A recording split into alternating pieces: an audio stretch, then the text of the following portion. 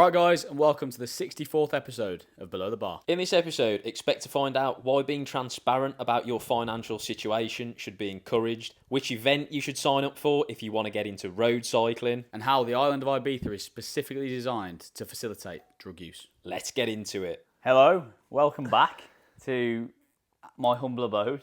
If you're watching on YouTube, we've changed fucking location again.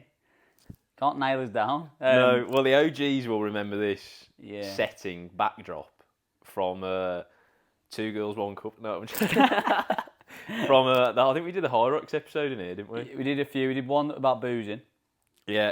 in here, and then we did another one. But yeah, this is where I currently live. We're up in Manchester near Oldham. Up in Saddleworth. Yeah, Really. you can't say Oldham because it sounds like a shithole.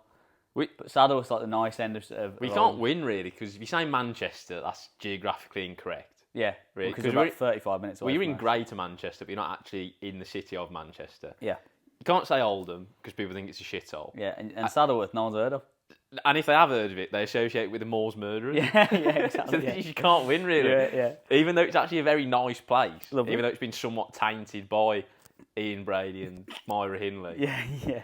Uh, It was a while ago now. it was a while ago. But, Wasn't last week. Well, I think some of those victims are still out there. Are They they? didn't find them, yeah. Mad. And they're both dead now. Is there a Netflix about it? Yeah, they will be. I So have to many, find they're fucking... I have to up find that on like a nice cold December evening where I can fucking like. there. You won't be running around Dovestone on your own anymore. Like. No, exactly. I'll be mega scared. So this is my new abode. We are here because Ed we needed to get like 3 filmed in one. Yeah, and we now sort of need to batch cook them, as we've said. So Yes, but we worked out we're probably not really going to cross paths for at least like the next 2 and a bit weeks, potentially like 3 weeks. you're off away, aren't you? Yeah, and you're busy this weekend, so we were batch cooking today in between a kind of our busy work day. So this is one of 3 records. Yeah, and so if you've ever listened to the podcast before, the first of the daily 3 is always the best. So you're in for a treat today, and then if you go to like 3 episodes time, it's going to be mental. Yeah, this it'll be about 7 p.m. This will be largely coherent, and then by the 3rd one this evening, it'll just be full of kind of like slurs and prejudice, really. Yeah, when we forget anyone's actually listening. Yeah. And just sort of having a conversation. Anyway, today's going to be a catch up. So what have we been doing in the last couple of weeks?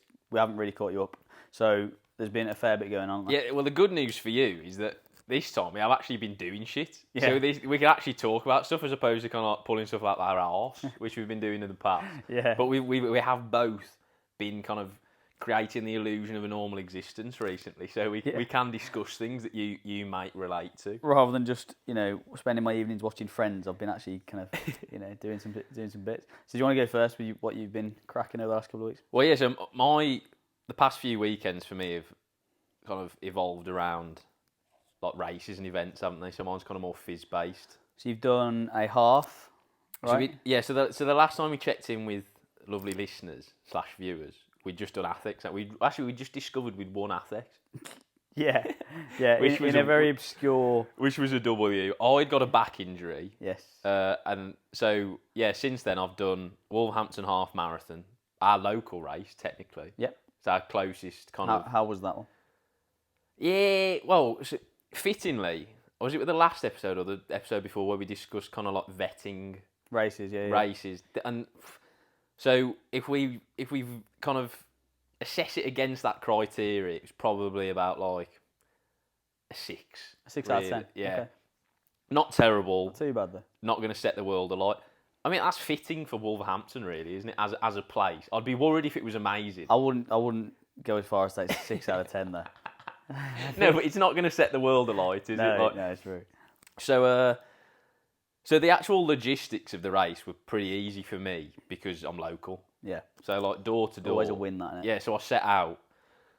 Within half an hour, I was there at the start line, which is good. You ran it with one of your clients, didn't you? Yeah, I ran it with Joe, who's also our barber. Yeah. Well, when you're back. When anyway. I'm back. When I can actually have a decent haircut, that's been a fucking nightmare. Mate, Get on to that. We always talk about that actually.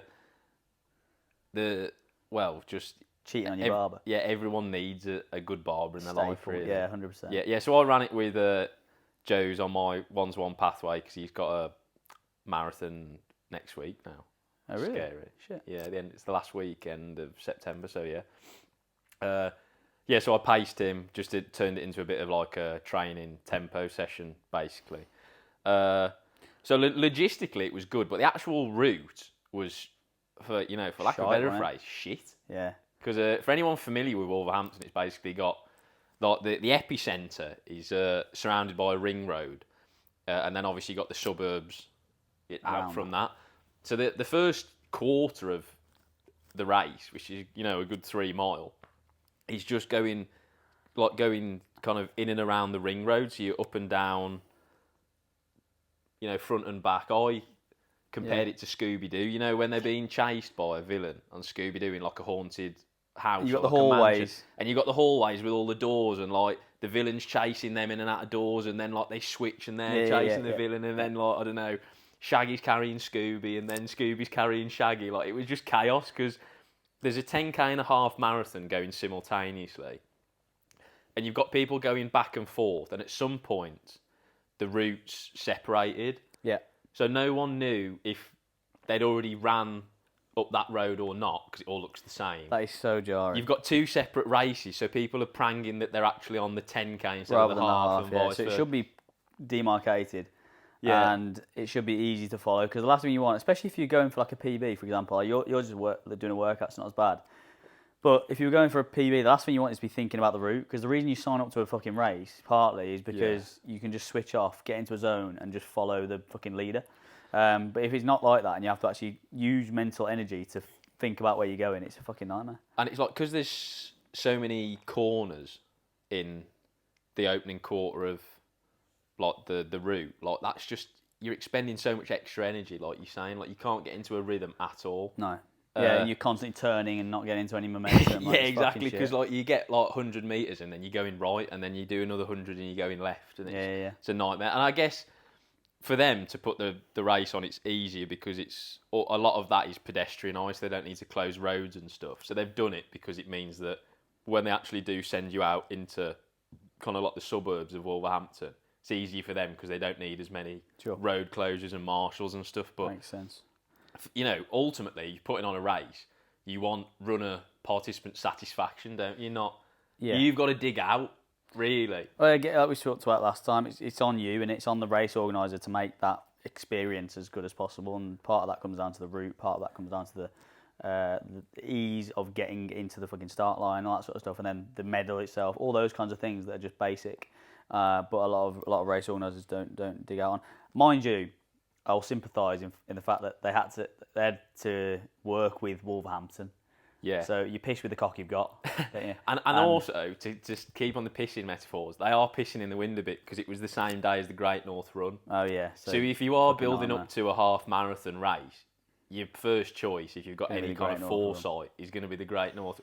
So they're basically just dealing with local clientele, basically. Yeah. Makes sense. I don't think people were coming from far and wide to run the Wolverhampton half. Yeah. You did all right, didn't you? Got like 148 or something? 147, I think, which was good because we were just basically doing sort of tempo sort of stuff. Yeah, so like 1 on, 1 off. So we'd do Joe's kind of like marathon race pace, and then we'd ease off. And then we'd alternate miles. So it was quite good, really. What's his longest run? Has he done one? Yeah, he's done a 20 miler. Sick. Yeah, so he's in a good place. So we'll see how he gets on. He's doing the Loch Ness Marathon. So if anyone's got their eye on a marathon, this is a new kid on the block. Well, you'll have to report back. Well, we'll report. Yeah, so I don't know, but Yeah. I've heard good things. So I've got a guy starting who has run it previously, who said it was good. And then from what I've read, it's basically a stat pad marathon, Downhill. effectively, because it's like quite significantly net elevation. Yeah, I'm not sure how much you can minus. count that as an actual.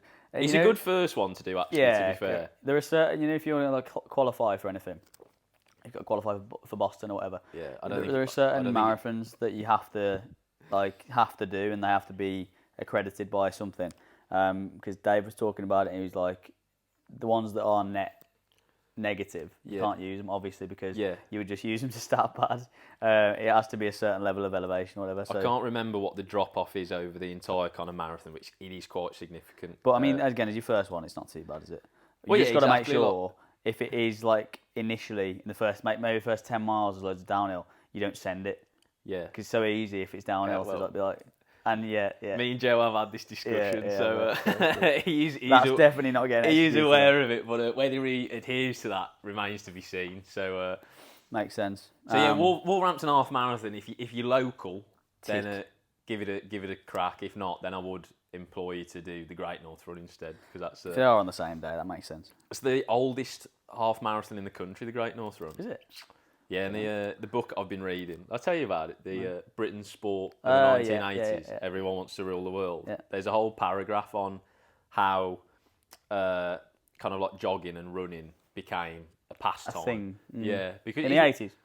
Yeah, in the 80s. So I think the Great North Run started in 1980 or 81, and then the London Marathon started the year afterwards, and then from there, it's kind of spawned. Because I mean, we take it for granted now, just jogging. It's just a thing that people do, isn't it? But like we talked about it before, where actually like recreational exercise wasn't really a thing for ages. Yeah, well, exactly. Because it didn't need to be. Everyone was active already, and everyone, the reason we now have to do it is because we sit on sofas and drive cars and stuff like that. But like, if you have to work in the mines all day, you're not you're not really worrying about your fucking power cleans on the evening. Are you? Yeah, it was. I can't vouch for this obviously because I was born in 1998, not fucking 1958. Yeah, but apparently, kind of like prior to the wave of recreational running in the 1980s, the only people who really you'd see running out on the road were kind of like boxers who were doing their street work, or people in the military really, because they had to do it for their job.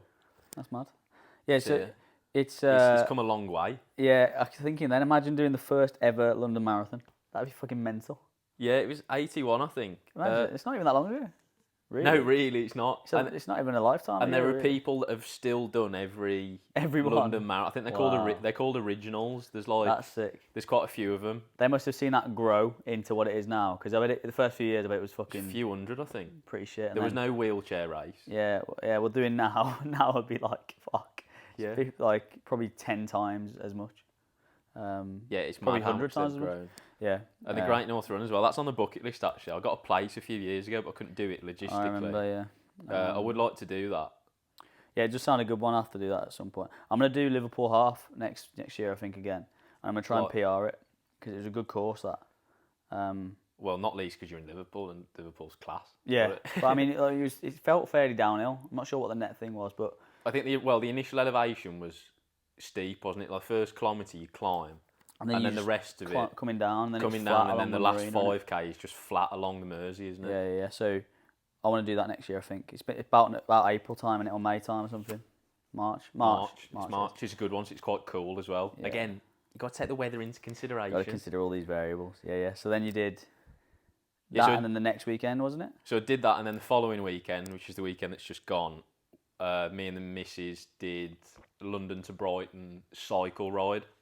I wouldn't call it a race, really, because it's more of a challenge. Does that count as an ultra? Is there like a, marathons, and then you over 50k, you could call it an ultra? Is there like ultra endurance cycling? Is that kind of a thing? It would be way more though, wouldn't it? Because it's relative. Yeah, but so I think 100k probably no, or... No, I wouldn't say so. I'd say like 200k on a bike. Yeah, I guess you've got to be out there for a decent amount of time, haven't you? Yeah, because it's different. Because the reason why I said it's not a race is because the roads weren't closed, so you were kind of subject to normal traffic conditions, basically. Flow. Yeah. So they closed off the sections of steep incline hills on like the back roads, but like a lot of the route is just kind of like main A roads, so you are subject to traffic, so you can't really can't really put that under race conditions. Because you can't send it. Most... not that we would have fucking won anyway, but... Yeah, 100k is a decent amount on a bike. It took you like just under 5 hours, right? Yeah. And so the logistics around that actual race were far more impressive than the ride itself. Because the way it worked out is we had to drive down to Brighton. So we drive to the finish on Saturday, the day before, with the bikes on the bike rack. We then have to ditch the car, get the train up to London, right, on Saturday. So we've got like a 3.5 hour drive to Brighton, then an hour train up into London. We've on everything that we take with us, we've either got to perishable. Yeah, we've either got to ditch or bring back to Brighton. because there's no bag drop. This is mental. We need to talk about this. So there was a coach transfer offering to take you back up to London after the ride. So they'll take your bike and you back up to London, but there was nothing coming the other way. So there was no bag. So like a running race, you'd normally have a bag drop. Yeah. Which is either... It's not even really that far for a journey for like a car or whatever to make. And the thing is, because it wasn't on closed roads, people had family just driving the route with them, like following them, like a support vehicle, like the fucking Tour de France. That's mental. To be fair, if you're cheeky, you probably could have fucking tea-leafed a lift in someone's car. Like, can you have our bag? Yeah. But obviously you don't want to leave that to the morning of the fucking race and chance it. Yeah. So we had 2 bag for lives. Right. One with our cycling gear in, one with our like snacks and provisions in, and then a disposable outfit from Primark. Really? Yeah. So we went to Primark, got some like £10 drip that we were just going to ditch. Wore that the previous day, and then all of our cycling stuff for the Sunday was in one of the bags. That is fucking So we funny. cycling from fucking, I forgot which station we got into. I think it was London Bridge, and we then have like a 20-minute cycle over to Clapham, which is where the race started, where our Airbnb was. That ride, mate, that 20-minute ride with juggling 2 bag for life on your handlebars was harder than the 100k. Can imagine. I remember trying to do that as a kid. You go down, you get some stuff from the shop. Oh, fuck, it's too big to get in my bag. I've got a carry bag here, and I've got to cycle home. So you hook it over one handlebar, and then try and ride back. It's fucking nightmare. I had the bag with all of the cycling gear in, and my missus had like the snack bag, and there were some bottles of water in it. And at one point, somehow, one of the water bottles got trapped in her spokes, and it just fucking exploded. Like, I thought she'd ridden over a can, because it made such a loud pop. There's a big like 2 litre bottle? Yeah. Oh, really? So it just like guillotined the top off one of them. That's mad. And it just soaked all of our food, so that was good. That's great. So I just had soggy breakfast. Oh, that's goffing. I hate that sort of thing, me. So then we stopped in this really weird Airbnb bedsit, which I think, apart from the room that we had, was housing trafficked migrants. Trafficked? Yeah. Nice. I don't think they were documented. That's good. That's good, yeah. So there's someone who'd like that idea. Yeah. So we had a room with an ensuite, which was sound, but there was like 5 other flats and a shared kitchen. And the shared kitchen was giving me all kinds of fucking bad And you obviously vibes. needed to use that because you've got to fucking fuel yourself. We tried not to as much as we could, but the fridge was basically empty, lad. But then the top shelf was just full of Tupperware containing like a dark fluid. Oh. And the smell was overbearing. That's worrying. So I opened the fridge, immediately closed it, and then continued to not open it again. Use it again, yeah. So that was good. What was it? Is any ideas? I don't know. Any inkling? But it looked like it could have been like congealed blood, which was good. That's great. Yeah, organs or something. I don't know. Yeah. A little bit of stuff to float on the black market. Yeah. Fantastic. So so basically the logistics the day before, actually just getting to the start line, were far harder than the actual race, in my opinion.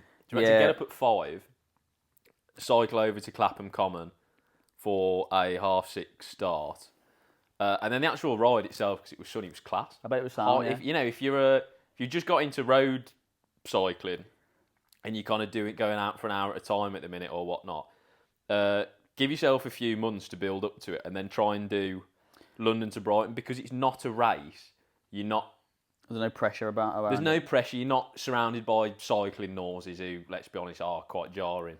And if you live in London, it sounds like it's fantastic. You just fucking rock up and get the coach back. Yeah, because it's so London centric. If you are London based, it's geared towards you, so you can have a bimble down to the coast and then get a coach back up. Yeah. If you're not from London, it'd be slightly more difficult. What day was it? Sunday. It was a Sunday. Oh, okay. I was gonna say you could use it as like a weekend away. Well, we kind of did. Yeah, it's true. True. You extended the week. Extended the day so we stayed. in Brighton. We stayed Monday, but the good thing is because you start at 6:30. Even though it takes about 4 or 5 hours, we were done by midday. So we had all Sunday afternoon in Brighton to fucking mooch, chill out, basically. Because you're on a bike, it's not really as physically draining as running. As if you were running for 4.5 hours, you'd be cabbage for the day, wouldn't you? Yeah, you'd be KO'd, mate. Yeah. But because you're on a bike and it's not heavy impact, it's low impact. Well, even, you know that world record thing that me and Blood tried to do the other week in Bath? we were on our feet for 3 and a bit hours, and I unweighted, and I wasn't really running most of it. Most of it I was walking with him, but I was still a bit fucked afterwards. Like my feet were hurting and all that sort of stuff, and so that wasn't intense and wasn't even as long.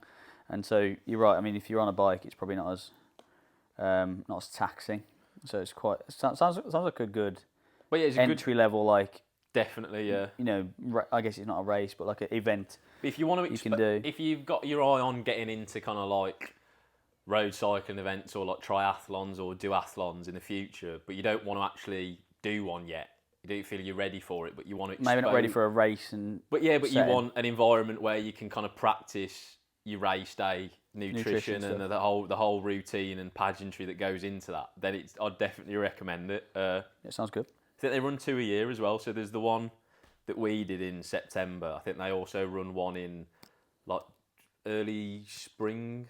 Like spring, summertime, like April or May. You probably did it right, because I reckon April and May in this country is fucking shit normally, isn't it? Yeah. We normally get a bit of an Indian summer, which is what we're having now. But yeah, I mean, if it was raining, it would have been a completely different kettle of fish, because I'm a fair weather cyclist. So it is gopping in the rain. It's horrible, especially on non-closed roads. Correct. As well. Yeah. The quicker you're moving, the worse rain has like an effect on you, especially in your eyes and stuff as well. It's not nice. Because the sun was out, it was, picture postcard, beautiful. Sounds good. South of England. So yeah, they're the 2 things that I've done, and then I've got a duathlon next weekend, which kind of rounds off my month of events. And you've got a bit of a month off, have you, in October? Yeah, I've got a week in Italy with the missus, actual holiday. That's nice. And then I've got a month basically to build up to High Rocks. High Rocks next, yeah. Which is what you've already started to build to, isn't it? Yeah, I'm giving it a go. Yeah, I mean, you sound enamoured with that, really. No, it's all right. It's good. It's just a lot of. It's obviously a lot of conditioning. So basically, I've started training for my first High Rocks this year is start of November. So I gave myself kind of 8 weeks after Athex to build up to it. 8 weeks is a pretty good amount of time. You're doing pro. Doing pro. And my partner's fit. Yeah, so, and you are going to try and give it a good crack. Yeah, so yeah. It does, again, respect the race, respect the Correct. distance. Respect the race, respect the event. You do need a good 8 week build. You do, and I was already in a half decent spot with running and stuff, but it's about now trying to get obviously that extra edge.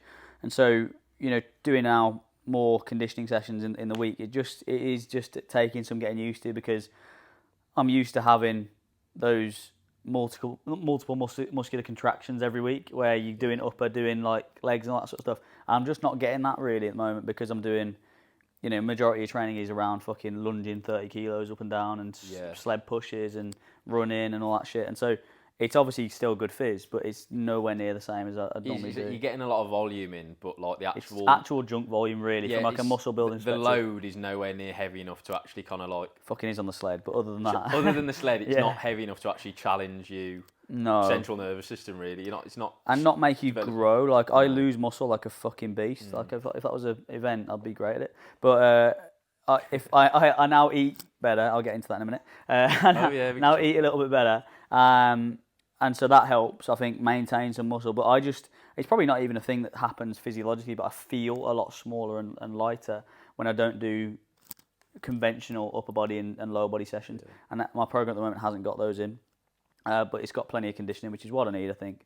The stuff I'd struggle with is getting off the sled and into the run, which is what the fucking most of the training is. So it's fine. I just need to find access to a assault runner, which there is one at Fighting Fit Manchester, which I'm going to start going to, about 20 minutes away, which should be good, because it's so different. I find the treadmill, like just the normal treadmill, is different anyway. It's like easier to hold the pace anyway than the assault runner. It's a different type of running. Yeah. It also biases different muscles to road running. Yeah, it shuts off pretty much the hamstrings. Yeah. You don't need them. Because you're just keeping it with a belt. Yeah. And also, there's an added thing of, like, if you're doing like in a circuit environment where maybe you're doing sleds into thingy, you need that really to be sled, then immediate running to have the carryover. Whereas I have sled and then I'm getting the fucking treadmill back up to speed and then I'm there for 30 seconds. Where assault runners just straight in, use it. So I need to get into that really in the next couple of weeks. But we've got about, 6 weeks? Yeah. 5 weeks, basically, until we fucking hit the dance floor. And then from there, I've got Dubai turf games, so I'm keeping one eye on CrossFit, but not really. Yeah, you've got a really busy you can't November, really, haven't you? Yeah, you can't really train for that sort of. You can. Do you know the events? No. Oh, that's good. Is it a I standard? know there's a swim and a run. That's good. Together. I can't wait to see what the fucking programme spec is around Oh, that. it'd be fucking bollocks. Blindfolded Hopefully swim. Blood does a swim, because I can't be arsed with that. But 5k weighted run. 5k weighted Straight swim. into a blindfolded swim with sharks. Yeah. That's a good CrossFit one. That you can steal have that. that CrossFit if you want that. Yeah, I'll let you have that. take it with you. But yeah, it'll be normal fucking CrossFit stuff, thrusters and pull-ups and shit. But stuff I just don't do now, which is going to be interesting. I might be the handbrake on that. But again, my main focus is to try and place decently well at High Rocks Poland, which should be fucking decent. Yeah, you're in with a good chance there. As long as you you said, don't your fuck it. partner's a fucking phenom, so and you beast. are, to be fair, really. Absolute beast. But and then we've got a High Rocks. High Rocks. So Yeah. the same weekend that you do High Rocks Poland, I'm in Hamburg doing a High Rocks with the missus. Yeah. Which should be good fun. And then at the end of November, we sort of round it off, don't we? we've With got a big a jolly. pairs. Yeah. Me and you were doing open pairs, aren't we? Open doubles. Then Joe, again, From he's the marathon doing, before. Singles. Yeah. Gaz is he doing doubles or singles? Doubles pro, I think. With Rich. Right, yeah. So it should be a good good group crack. of us in Valencia, basically. So Yeah. It'll be good that, and it'll be nice actually, because I'll have done pro, I've done fucking turf. Well, and then I you'll can be do dragging open. you'll be dragging me around the open. Well, the open's so much better. Like fucking, I don't know. It's equally, it's still hard, but the sled weight on the pro is insane. Well, I also now know to do a lot of fucking compromise running beforehand. Yeah. I did about one compromise running session before we Last did time. our last High Rocks, which is good, isn't it, in hindsight? It's so biased towards running. My running's been much better since starting this. But Yeah, we massively overshot how much strength you need for High Rocks. yeah, I mean, again, especially for open. Yeah. You got to the wall ball, you're like, fucking, what is this? Even a 9 kilo wall ball between two of you to do 100 reps isn't that bad. Yeah. Me and Jay, when we did that run through, we did in the last, obviously, 100 wall balls. I think I did like 30, he did 30, I did like another 30. And then like, you threw it. then you're done. Yeah. So it's not too bad, and especially if you can share it. Pairs individual will be fucking nightmare. Anyway, yeah, we've got High Rocks. I'm building towards that now. That's my current training. Just just come back a couple of days ago from Ibiza. Yes. So which you went is- to, I couldn't do this because I was doing London to Brighton, but Yeah. you went to IFS again. Yeah, it's a last minute decision again. So last year on Wednesday of the week of IFS, I had no intentions of going to IFS, and then I got a free ticket, and I was like, well, fuck it, I might as well go because it's only in Brighton. It was in Brighton last year. It was decent. It was a good weekend. Some of the talks were good as well, and it's just a good crack with kind of some cool people. And so I was like, this year I was looking at it. It was in Ibiza this year, a bit more of an expense, a bit more of a thing. And I didn't get any tickets. And then again, the Wednesday before, so the same exact timeline. Same Wednesday person. before, I got same person, got another free ticket. I was like, fuck's sake. So I get a free ticket, and I was like, okay, I can square flights and accommodation. I had a look at flights and accommodation. Wasn't too bad, so I was like, fine, go and do it.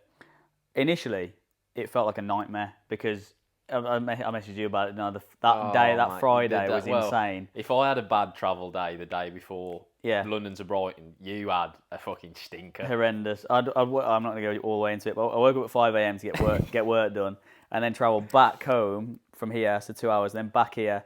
The motorway got closed on the way back up, so that was like a 5-hour trip. What ended up happening then was that I missed my train to the fucking airport because I was here so late. I had to get an Uber to the airport in order to get my fucking flight on time. When I got to the airport, the flight was delayed anyway, so I didn't need to get the Uber, which was like 40 quid. But anyway, so it was a nightmare to get to. And then when I got to Ibiza, I was like, fucking... The flight is mental, if anyone's ever been to Ibiza, certainly on a Friday evening. Everyone's getting smashed on the flight. It's closing parties as well at the Closing minute, parties. isn't it? So It was a Friday. The flight got in at 11. Shit doesn't open in Ibiza till about midnight anyway, so it's like perfect for that. Yeah. So everyone on there is like off to Ushuaia or off to the clubs they're after the flight. Like using the flight as prees, basically. Correct. So they're like cracking loads of booze. I'm there trying to watch Friends on my fucking laptop, whatever. Like fucking shut up. And this group of scousers, loud scousers at the back of the plane, just making a racket, vaping. So having to being told to sit down, being told like fucking hell. Who vapes on a flight? By Exactly. The way? You're a grown adult. Get that fucking. I wouldn't call them an adult, but yeah. Get that fucking steam dildo out your mouth. Yeah, and then we got there, and normally there's some people who are in a rush and they just get up out their seats and try and go. Bro, as soon as it touched down, everyone's up. Everyone's trying to get out. Because they want to get fucking on the gear, don't they? Yeah, well, exactly. And it's funny as well. As soon as the seatbelt signs go off as you take off, the queue for the toilets is huge, mate. Everyone on the bag. Anyway, so... And again, if you can't wait a 2-hour flight to get to the fucking Ibiza before you get on the bag, you've got to ask yourself some questions. You've got a week on the bag. Yeah. Restrain yourself. Yeah, exactly. So, anyway, everyone gets up and they're like, oh, why isn't everyone let us in? It's quite agitated. And the seatbelt signs then come back on. Everyone get back to your seat. Stop fucking being in a rush, right? And I was just like, fuck it, I was leaving everyone to get on with it. Anyway, I got there and I was like, right, I haven't got any... This is classic me, right? Didn't have any cash. It's good. Yeah. No euros. No euros. Didn't have a credit card. It's good. No money and no means to fucking pay for anything anyway. Yeah. So I had Apple Pay, and that was my means of getting through on the holiday, on the whole trip. Bit of a rogue move, I know, but I got there. I was like, asked the taxi driver, "Do you take card?" He was like, "No, only cash." I was like, "He's like, I can take you to a cash point." I was like, "No use for me, Biggin." Use for me, man. So I went on Uber. I realised Uber don't actually come and pick you up at the hotel, at the fucking airport. So I was like, okay, I'll just Is that like a licence thing? Like they can only get taxis can go to the airport? Yeah, so I walked. I was like, okay, I'll walk out the airport a little bit and get on. Shouldn't be a problem. Mate, I walked about 15 minutes. Got on this fucking thing. No taxis coming. Good. I was like, brilliant. Yeah. Walked another 15 minutes. It was getting dodgy, mate. And I was like, remembering like Jay Slater and the whole thing around that, I was like, yeah, probably not great. You've done a Jay Slater. There is parts of Ibiza that are probably pretty fucking horrendous. And so I went all the way, because obviously all the drugs and stuff. So I went all the way, probably about 2 miles walking to this Shell. You've done a sponsored walk, I know that. Yeah, to this Shell fucking petrol station, got an Uber there. But at this point, it's like 1 a.m. I had to be up at 7 to go and help out with this event thing. So that was a fucking nightmare. Anyway, after that, it was all really good. But after the fucking nightmare of getting there and getting to the hotel. So what's your take-home verdict of Ibiza? What's the hot take? It's a beautiful island, and I could probably see how it'd be really, really nice to go and do like a wholesome trip on the one side. But it's not really my scene from like a party destination club place. Because of course this year I've been to Nashville. And so my feeling in a club in Nashville, or in like a whatever bar in Nashville, was like night and day to my feeling in a club in Ibiza. And obviously some people have been mega different to this, and that club in Ibiza, which was, and to be honest, it's mental. I can see why. If you were on drugs, it would be insane. Because obviously the drugs you can take, maybe a pill or whatever, would be enhancing everything. So it would enhance the music, so the bass would feel insane. Yeah. And then it would enhance the lights, because all the lights are mental anyway. Yeah. So if like you'd be like, oh my god. So I can see why if you were on something, it would be insane. I didn't do anything like that, so I was just drinking. I was saying this before to you. The issue is we were at like an all-inclusive hotel, so that was amazing because it meant the pre-drinks were all free. So we're getting on it in the hotel, and then as you leave the hotel, you're very aware that drinks are now going to cost you literally about £25 a drink. So you, at most, going to get 3. Yeah. And that's 75 quid, which is insane. And so you have to space that out. And these clubs open till about 5. So by the time it gets to 5, and then, you've had 5 hours with only 3 bevs, you're sober. Well, like you were saying, like everything is just geared towards drug use, basically. Yeah. A bottle of water is €17. Yeah. So it's like you saying, like all the music's geared towards the fact that you're on gear. Yeah. All the lighting. The drinks are expensive because they just assume you're on pills. Yes, you don't need them. Well, they have to probably mark up the drinks. They never sell any. Exactly. So it just sees off the non-drug. I know technically alcohol's a drug, but you know what I mean. As in How mad's this though? Class A's. A place called Ibiza, which probably some people have been to. There's a room which is the toilets, which has got a DJ in. I've heard about. You heard of this, right? Yeah. But it's like they've thought, how can we make it as easy as possible for people to do bag in our club? What we'll do is we'll put cubicles all along this fucking thing. So, mate, people. We've actually made the main club redundant. Because now people just stay in the toilet. Exactly. People are just dancing, boo, whatever, and then they've got literally their back to a cubicle. That'll open. They'll dive in, do a line, and come back out. It's like, what the fuck is going on here? What is going on? It's just so easy. It's like their triathlon transition, isn't it? Yeah. Rapid. So it's cool. I obviously met some cool people, and it's basically a IFS. We haven't really explained what that is the International Fitness Summit. I mean, it's called that, isn't it? You can judge by his tone there, kind of like I mean, it's the overall feeling. It's obviously a place or an event where kind of coaches go to further their business or to learn about how to provide better service or whatever. And so the people there are all doing a similar thing to what I'm doing. So it's kind of cool to talk to people like that. Because actually, we've definitely found this is online coaching, because it's so niche really as to what you do. You can't really relate it to anyone. Like even people who are in their own businesses or entrepreneur or whatever, like it's completely different. And a lot of people don't really understand it. It can be quite an isolating and lonely job as well. Pursuit. At times, like especially if you're not surrounded with other online coaches, really. Because again, you've got no frame of reference to go off with, like your business model, or like work hours, or kind of like systems and like. Or like how you should be doing things. Like, should you be all the time available for people? Like, and is that the going rate, or is there should you have boundaries and close WhatsApp at a certain time? So it's cool to talk to people who are in the same sphere. I actually found that literally the vast majority of people there, of coaches there, were hybrid online in person, and trying to move more online. That was the kind of main demographic, I think. One step ahead of the curve there, lad. Yeah, that's it. So, well, you should have been talking. I will next year. Bollocks. Bastards. I get on to James. Fucking give me a spot. So what about? So it's interesting to kind of obviously meet other coaches and stuff. And chew the fat. What about the actual the content of the actual conference? Basically, what about the talks? Because we didn't, when we went to the Brighton one last year, we didn't really attend many of the actual talks. No, we were networking a bit more, weren't we? We were drinking. Well, I mean, we weren't. I was talking to people about Purple Aki, about 9 pints deep. But yeah, so I mean, the talks were fine. There's loads of them basically. They're on all day, and I didn't go to all of them. It's the ones that I thought would be interesting. So James Smith, if anyone knows who he is a super successful online PT, and he was giving a talk on how to grow your socials and all that kind of stuff. And again, it's good. It's just whether it's that applicable to the audience, I don't really know. And some of his, he says it with conviction. He says it with conviction, but all of his, and this is no fault of his own, but all of his advice is obviously tainted with survivorship bias, where it's worked for him, so now he pushes it onto other people and it's going to work for them. But again, the reality is everyone's different, and everyone has a different niche, different avatar, and all that sort of stuff. So, I'm not sure. It's difficult for him to give blanket advice.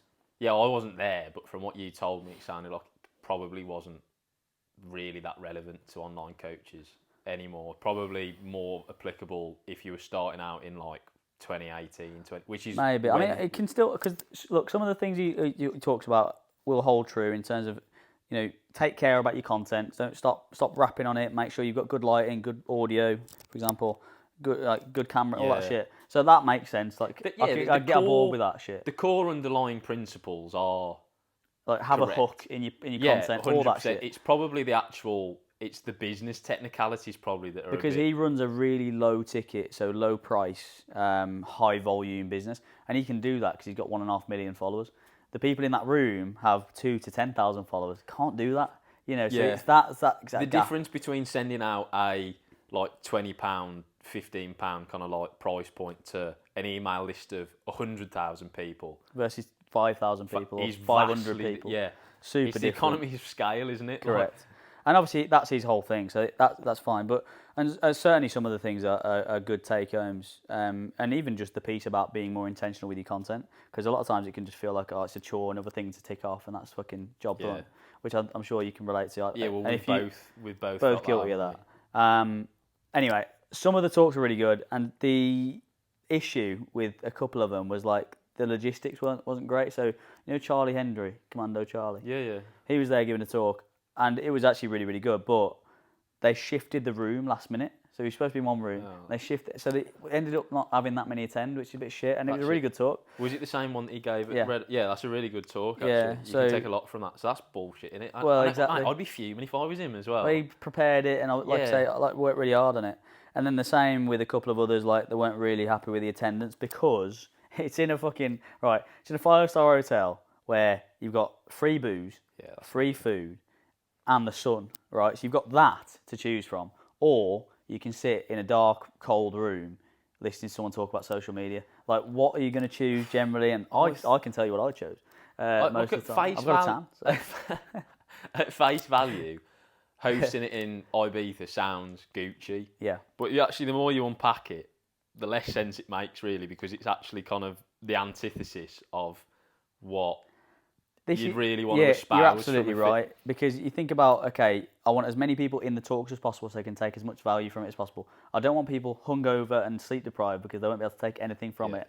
You actually just made both of those things happen, and now all of a sudden no one's in the talks because they're both hungover and they want the sun. And then no one's in the talks because you've given them free tickets to Pasha and fucking high Ibiza. I get it's almost like you don't want anyone to actually attend your fitness summit. Correct. Yeah. So I mean it's cool. Yeah, it's cool, but like you contrast that with the gym owners network. So like Ollie Marchand's kind of like educational piece company side project, whatever you want to call it. I think they're running a similar kind of fitness coaches summit in November from the University of Warwick. Yeah. So like immediately contrast that. So it's a kind of a well-respected educational institution. Yeah. People are going to turn up with the mindset of learning, education. It's conducive. Like they know what to expect because of the setting and the environment that they're in. Correct. You host anything in Ibiza, people just think party. Yeah, and you give people free tickets to the you're coming in off the bat with the wrong mindset, really, the wrong perception. And don't get me wrong, when people did go with the intention of building stuff, but like whatever, like improving business and stuff, and that definitely is the primary intention. But the minute you dangle the carrot of fucking free tickets or whatever, and everyone's out till 5 a.m. and then they're up at whatever, no matter how good your intention is, if you're in that lecture and you've got 3 hours sleep behind you and a shitload of booze in your system, it probably ain't going to be good. You're not going to. You're not going to take the most from that. And like Phil Graham's event, the business mentor thing that I've been to was in Belfast, but and it's in a hotel. But the only thing is, you do the fucking talks, then you're gone. Like there's no after thing, there's no like whatever, there's no frills around it. It's just 9 to 5 of content, and then your job done. And you're in Belfast, so you can't really do anything anyway. You don't want it to be anywhere else. You might get blown up. So So I mean, again, very good weekend on the whole, but I think it could have been probably better from a content perspective. Well, it sounds like a really good opportunity to network. Yeah, it potentially was, not an environment conducive to kind of like learning and formal education. Really, no, exactly. And for most people, it's just an excuse to get in the sun. Yeah, and put it through the business. Fantastic. And we were saying this, like a lot of people were talking about, I had to pay a shitload of tax because VAT is not very good and all this sort of stuff, which is true for an online coach. It's a massive negative. But then we were like, well, actually, how many fucking businesses can put a trip to Ibiza through the business? Yeah. Like, it's one of those things. What's your overhead? There are a lot of like benefits to the business that you don't really think about. Yeah. So it's good. But yeah, it's interesting to also see other people's like what their like almost approach is and what the outcome of that approach is. You know what I mean? So there's like it's because like you say, it can be a little bit of an isolating job because you don't run cross paths. I'm just inherently nosy as well, so I like to see what other people are doing and compare it to how I operate, basically. Yeah, I'm really bad with numbers, me. You're bad. I really want to know people's numbers and people what they're doing and stuff like that. I'm more interested in like behaviours, I think, and habits. Yeah. And routines. You're all over the numbers, aren't you? I just find it really interesting as to what people are spending, what people are getting, and how much people are allocating to different parts. Which I'll be honest, if you're trying to run a business, it's probably the better way to do it. If you want to like psychoanalyse and be a psychologist, you're probably better off doing what I do. Yeah, exactly. Yeah. It's true. But I guess the like talking about decision making and the psychology of it, like that is all. That all links to the numbers. Do you know what I mean? Like the way they process things and whatever it links in. Yeah. So once again, between us, we've got all bases covered. Fantastic. Yeah. But yeah, I'm just always interested because no one fucking talks about. And I've spoken about this before. And no one talks about money. And it's an interesting thing, isn't it? Because it's a taboo. Always British people are terrible at talking about money. I don't think it's just British people. Most people are pretty like cagey about what they earn and all that sort of stuff. Which I guess makes sense for some reasons, but it just doesn't help. So one of the ideas that I actually heard Sonny Webster talking about this is having a money friend. You heard about this? No. So it's basically someone and it doesn't have to be like a really really close friend, but just someone and it could be a family member. Trust, I guess, is a big thing. But someone you can talk to about and be super transparent about how much you earn, how much you fucking invest, how much you save, what your fucking next goal is with finances, all these things, because there's no dressing up that being in a good financial position is beneficial. Yeah. And so we have these conversations around fitness, around health, around all the around occupation, but actually how the cash flow of stuff and how you fucking move things around. No one talks about it, and there's a reason that rich people stay rich because they talk about fucking money all the time, and because it is so normalised for them to talk about money and wealth. Yeah. Again, it's not a taboo. Whereas the people who have the least want to talk about it the least. So it's like a vicious circle almost. 100%. And obviously there's a limit to that. I mean, just because if you've not got no money and you're going to just start talking about money and expect it to fucking manifest. It's like our mate yesterday. You know, the YouTube video we were watching. Yeah. So there is some terrible advice out there. So we were watching a YouTube video. We clicked on it for satire purposes, basically. But this dude was like, so the reason rich people are rich is because they can spend more of their money to get back more of their time. I was like, because they've got more money than poor people. Idiot. But anyway, so I mean, I think it's kind of it's probably a good idea if you can have someone in life, whoever it is, 100%. Who you can just be super transparent to. Because even like people that you're close with, you probably hold certain things back and this and that. It's all smoke and mirrors, isn't it? It's a weird one. Time. And you obviously need trust is the biggest thing there. As we've unpacked on the podcast before, people are normally pretty terrible with their own personal finances. Yeah. So the fact if you're not then discussing it with anyone or you don't have anyone to kind of like sound your finances off or talk things through, it's only going to make it worse because 100%. You could be making terrible financial decisions and you've got no one to call you out on and it. You don't know. Yeah, exactly. And not even... You don't even necessarily know if it's good or bad. Yeah, that's what I'm saying. So you have no one to soundboard off, and you have no accountability. You're going completely off your own experience, which is always going to be limiting. Which is terrible. 100%. So it's definitely a good idea. That. Get yourself a money friend. Yeah, that's it. Little fucking figure womble. Yeah, I think about this as well. Let's talk about this. We've got a few time to kill. You'll regret this on the third record later. Yeah, I know we've got nothing to talk about. Blown our load. I was thinking, not this morning, but I've just been thinking of the last couple of weeks. Mornings are very weird. It's a very weird time of day because go on. If you get up at 7. And it's the way it works with your brain. If you get up at 7, it feels a certain type of way. You feel a certain amount of fatigue, whatever, and then you get in the shower and you feel good to go. If you get up at 5, as long as you can get out of bed and get in the shower and get outside, you feel the same. It makes no sense to me. So when I got up at 5 the other day and I said when I was going to Ibiza on the same day, I had to get up and get my shit squared away. Alarm went off at 4:55. It's horrendous. I got in the shower, I had a coffee, and I sat at my desk. I felt the same as I do at 9 o'clock. Yeah. But I've got 4 more hours. I know obviously there's probably diminishing returns if you were to cut your sleep off, but if you can somehow get the same sleep, it's weird how waking up at a different time doesn't make you feel any different sometimes. As a one-off, I think that would be sound, but then you said long-term, it's about whether you can replace the sleep, isn't it? If you can sleep early enough, if you can, it's sound. But if you were like, I'm going to go to bed at the same time, but now instead of getting up at 7, going to chop 2 I'm hours going to get off up my at fucking 5. sleep. You know, a week down the line, you would start to feel rough. Absolutely, waking yeah. up at that Yeah, time, yeah. yeah. But I mean, Andrew Huberman was just talking about this on Chris Williamson's podcast, and you know, you think what you want, but he knows more about it than I do. Supposedly, if you want a new wake up time, you have 3 days of hell basically, and then you're good. So if you say you want to wake up at R5, the first 2 days are going to be stinking, and then the third day, because you're so tired by the night time, you might be actually feeling tired at 9 p.m. or whatever, and then you can then go your up. new bedtime's a bit more normalised. Yeah, so provided you can commit to it and actually be disciplined with it for the first 4 days, it should start to feel normal. So it's 3 days of hell, and then you're good. Where do you think like the seasons come into this? Obviously, because it's a lot easier to wake up earlier in the summer months when it's lighter outside, or at least kind of becoming light. Yeah. How do you think that varies in the winter when it's just dark? Well, it's just more difficult. I don't think it's actually maybe more optimal or less optimal.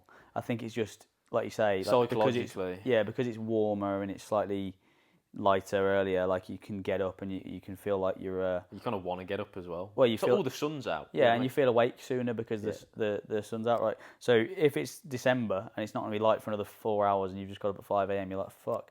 But it's just interesting how you can get used to any wake up time. So like now, it's like you said, if I was going to wake up at R5 each morning, I'll be fuming because I'll be like, I don't need to do that, and there's no reason for it. When I was PTing, that was a normal get up time, and that felt normal. It's weird, isn't it? It's really weird. And also, it's supposed to. I mean, again, I'm not an expert on this, but it's supposed to vary at different points in your life. Yes. So I think younger people, kind of like adolescents, struggle with mornings. They need more sleep. They need more sleep generally. And then as you get older, hence why old people wake up at like fucking 2:30 in the morning. Yeah, it shifts left. It's weird. So I don't know how much of it's nature and how much of it's nurture, depending on what age you are. And environment as well. It is interesting. It's such a difficult thing when you, and this is another, it's like short-term gain, long-term, short-term pain, long-term gain thing. But when you lay in bed and you, like it's so difficult, seemingly anyway, when your alarm's just gone off just to get up. Which is mad because it's the easiest thing in the world. And 5 minutes down the line when you've been in the shower, you feel all right. It doesn't matter. But it feels like the worst thing in the world when the alarm goes off and you get up. And it's the hardest thing in the world not to check your phone the first fucking time. That's the hack, actually. That's all. That must just be kind of like social conditioning though, because you know that like relatively to other people, less people get up at that time because it's considered earlier. There's probably nothing in it like physiologically. No, true. I find also actually sometimes that if I just get up a little bit sooner, a little bit earlier, I'm much more likely to hit snooze. If I'm normally up at 7, for example, and I go, okay, I need a bit more time, I'm going to go wake up at half 6.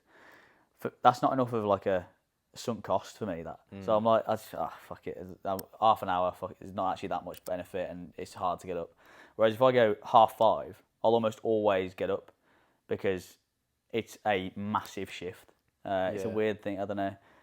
Because I know there's going to be a big benefit in having an extra 2 hours in the morning rather than an extra half an hour. The more you the bigger the jump in get up time, the more likely you are to stick to it. Which is like 15, half an hour. It's like, well, I might as well just have another half an hour in. Yeah, and we spoke about that actually. When you hit snooze, there's no benefit really.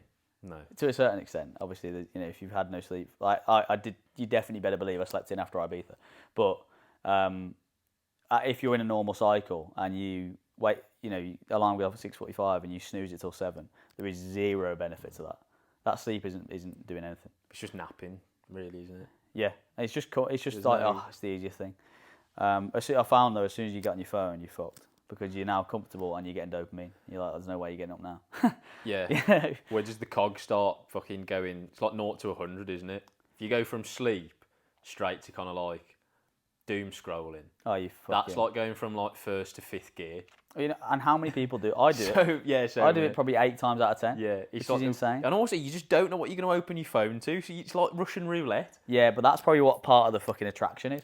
Yeah. What have I missed? Like, what have I missed? Have I got a good WhatsApp message? Whatever. Phil Graham, fucking hell. Paul Mort actually shared something good on this. I didn't go to his talk last year, so I made a point of going to it this year. He's like a men's life coach almost, which is fucking mad. But I guess he's qualified because he was suicidal at one point, and now he's doing really well. So I guess he's got that arc. Like we always say, you can coach from somewhere you've authentically been. So he's definitely covered that. Yeah, that's what he's doing. Yeah. Anyway, he's covered this like prompted journaling thing, and we always hear journaling like, oh, fucking shivers down spine, and you go, oh, don't like that. But it's prompted, and it's a really good structure he shared, and I need to fucking find it actually. He's like, right, this is before I've done anything. I haven't even showered. I haven't got my phone. Nothing's happened by this point. I'm just now trying to prime my mind for now, whatever's going to come in the next hour. And so it's stuff like, what were your 3 biggest wins yesterday? So immediately out of bed, you're thinking about 3 good things that happened yesterday. Yeah. And then what's your number 1 fucking task for today? So again, now you're setting intention for the day to come. And then it's stuff like eat the frog, whatever they call it. Yeah. And then it's like, who do you need to show up for today? And that shifts the responsibility onto someone else, gives you accountability. And then it's like, with this biggest task of the day, like, who does it impact if you don't do it? Who? And it could be like your team, your family, whatever. And again, that just gives you multiple things to almost let down if it doesn't come off. And it inadvertently gives you a structure for your day. Because if you're thinking about kind of like, what's the thing I need to do, like who's it going to let down or whatever, or like, who's it going to impact, then that's kind of indirectly deciding your sort of flow, modus operandi for the day, and it's obviously kind of deliberately making you be a bit more reflective and mindful about what you do, instead of just kind of going through the motions, which again a lot of people are guilty of. I think the final question was, or something like that, like the final one or two, was like, what are you most excited for today? So if you think about what that's doing for you, you've got 3 things that you won at yesterday. So you're already going, fucking, I was decent yesterday. Stuff happened that was good. Yeah. And then you have a gratitude question as well. So you've got like, you're priming with, okay, what are you grateful for? It could be anything basic. And then you've got the last question of what are you excited about? You're thinking about all these things before you've even thought, what's work today? What's like, what fucking fires I've got to put out? Who needs my energy? Whatever. So you think about where your attention is at like 6:45 in the morning. The downstream impact of that on your days is super cool. So I'm going to try and find a prompted journal at some point and start doing it, because I think that would make a massive shift, actually. I think journaling is good. It just gets a bad reputation from wanky individuals, basically. Well, 100%. Depending same with gratitude. The word gratitude. Yeah. It's the same. I do an iteration of journaling. Not really. I need to be more stringent with it. But it is good if you're doing it in a prompted sense. In a prompted way like that. Like if you just like writing a fucking... It's like Dear Diary today. Yeah, I feel that's like what X, people think journaling is. Like, that's bollocks. Today I'm manifesting my fucking dream to be a fucking vacuous bitch. It's bullshit. All this manifesting stuff, I mean, again, to an extent, it works, but you have to do it in the right way. Yeah. And like having... And this is definitely wanky, by the way. But Phil Graham, who I keep fucking mentioning, but he always bangs on about this is... Right, you laugh at me. I don't have one yet. I probably should start a life mission statement. Right, this is what he calls it. And having this thing that you type out, it's fucking like a 2-page document, or whatever, and you saying it in like the the past tense and third person. So you're talking about yourself in the third person and saying things like, Eddie was a sack. Yeah, exactly that. No, I don't know. Eddie is someone who's super confident, who values his fucking time with what. So you're just reinforcing all the stuff you values and what you want to be in the future. And he says you should read that every morning. So a lot of people get up and read a book. He said you should read your fucking mission statement every morning, so it fucking primes you. So, but anyway. You're walking a tightrope there, because before you know it, you've got like a fucking stone bust of yourself in your kitchen. Yeah. You've gone full fucking like shrine. You've gone full Julius Caesar there. Yeah. But I mean, again, all of these things are obviously, you don't have to take all of them for verbatim, but they're just to set a tone for the day that isn't super reactive. Like most people are just getting up and fucking going about the day, and whatever happens. It's like, well, you can actually be a little bit more intentional throughout the day. But yeah. Yeah, that was interesting. We've done a lot. We've gone off tangent there. Yeah, we've covered some real estate there. Brummy Brothers tangent. Yeah, I mean, that was, again, just because this weekend was very mindset based, that was some of the things I kind of took from it, but yeah. That's good. I think that's a good one to end on. Some value. where he's on about kind of providing value. That's some good shit there. You had to wait about an hour for it, but other than that, no, that was a good one. I think. Anything else to add? Anything else to what's coming up or anything else? Yeah, so just some housekeeping. Next week, expect a more structured and thought out episode around kind of like race day tips, as in not specific to actual physical preparation, but actual more kind of like admin-y, logistical stuff that can kind of just give you more peace of mind and make your kind of like race day or kind of event day experience smoother and more enjoyable, basically. Cool. And we'll see you Monday for Back on Schedule.